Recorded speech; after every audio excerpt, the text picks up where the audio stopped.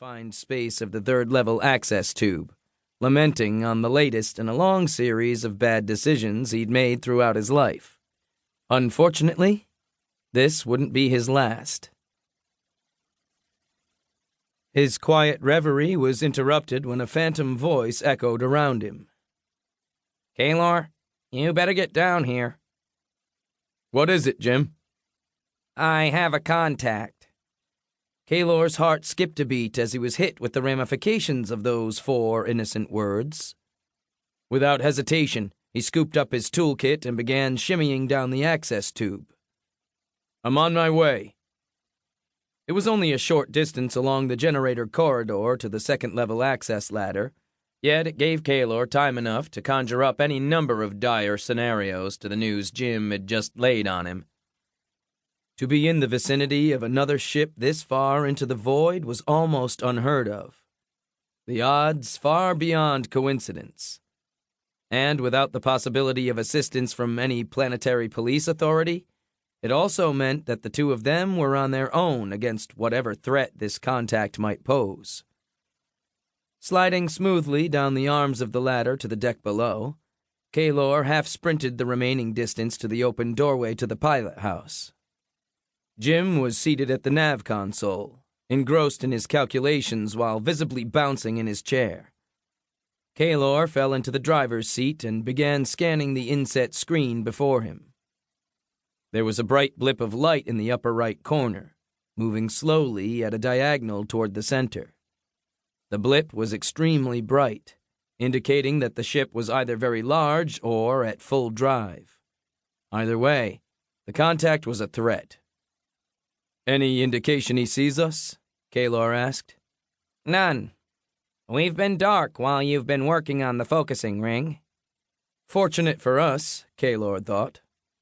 The only energy signature they would be giving off would be from the ship's internal gravity wells, which were too weak to be detected this far out.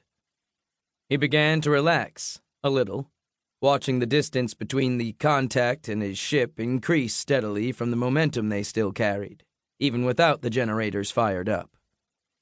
This might be okay. Just then, the large blip separated into 2 smaller ones and began to expand into a shallow V formation. Simultaneously, Kaylor and Jim leaned in closer to their screens, looking for any indication of hostile intent. After a moment, they leaned back and shared a collective sigh of relief. "How long until we're out of range?" Kaylor asked, not taking his eyes from the screen. Jim tapped the keys of the nav console.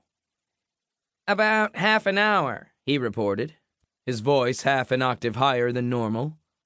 Then he snorted and shrugged. "How about some Hildorian tea while we wait? I need something to calm my nerves." "Sounds good. I'll keep watch." Kaylor suspected Jim was planning to drop a little blue pill into his tea. Knowing the emotional tendencies of his co-pilot, that wasn't such a bad idea. In fact, Kaylor just might join him. 30 minutes later, Kaylor and Jim sat with their feet on their consoles, sipping tea and enjoying the light narcotic effects of the intoxicant. The 2 contacts were very close to the right edge of the view screen by now, and in a few minutes would be out of range. That's when Kaylor would fire up the generators and bolt out of the area. Only then would he let down his guard. The 2 blips flared brightly and disappeared from the screen. In unison, pilot and co-pilot dove for their consoles, with Kaylor spilling the tea down the front of his tunic in the process. Ignoring the hot liquid, he began to prep the generators for power. "Do you have them?" he barked. "I'm working on it." Jim feverishly tapped the keys of his console, causing 2 flashing red circles to appear on the screen where the contacts had last been recorded. "From the strength of the back wells, it looks like they've come to a stop," Jim said, aghast. "They didn't change course with the back well?" "It doesn't look like it.